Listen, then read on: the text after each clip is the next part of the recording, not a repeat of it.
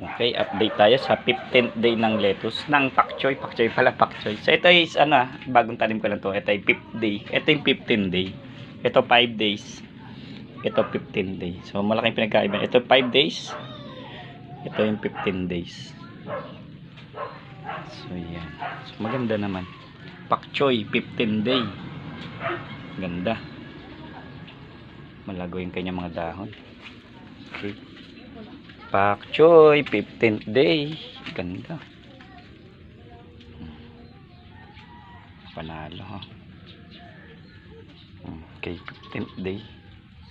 Sulit naman. Ito mas malalaki oh. Grabe laki. 15th day. Ganda. Okay. Tapos ito, parang paloob yung ano niya, pangit yung tubo. Nagkulot-kulot siya, so papalitan natin yan. Okay. 15th day. So maganda din naman. Ito naman is lettuce. Ano yan, Olmeti. So 15th day ng Olmeti, mas malaki talaga yung pak choy. Ito yung mga lettuce natin. Okay. Sige, lettuce and pak choy.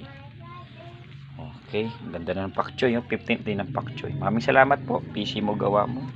Don't forget to subscribe. Pak choy, ang laki, ang ganda. Salamat po.